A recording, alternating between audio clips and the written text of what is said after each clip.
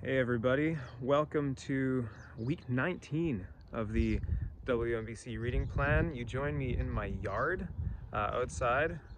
You can see our unfinished exterior of the house. It's a wonderful thing.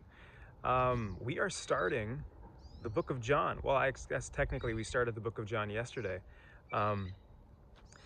There's a really interesting series of ideas in the first few chapters of John. Right at the beginning in John 1, there's a line that says that in Jesus, God made his home among us. Your translation might say he set up a tent. The Hebrew word there is the word for tabernacle, but it's a verb.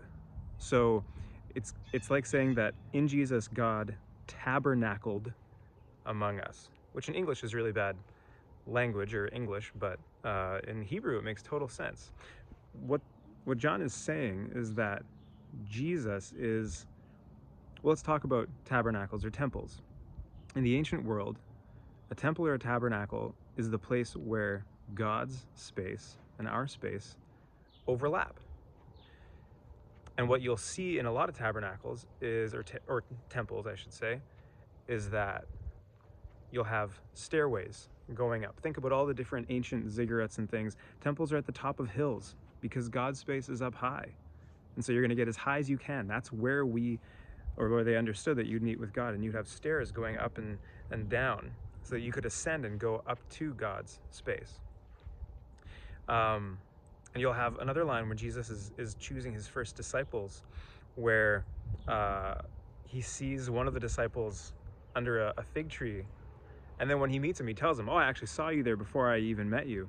And the guy is amazed, and Jesus says, "You think that's something? You're going to see heavenly beings descending and ascending the stairway that is me," which is just crazy to think about.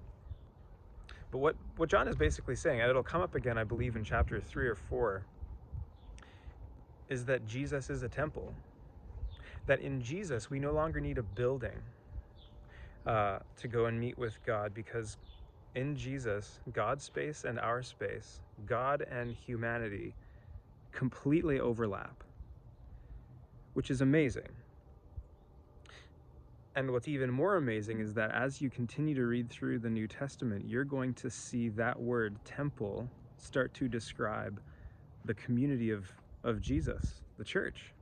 It's going to describe us as individuals, places where our humanity and God's divinity come together.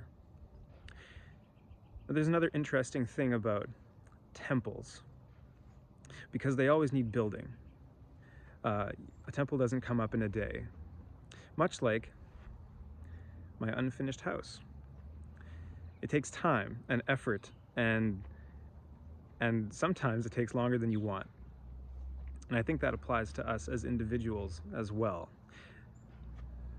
I don't know where you're at in your walk with Jesus. If you feel like you're just beginning the building process, or you have been working on this, or God's been working on this for a really long time, and you've experienced setbacks, delays.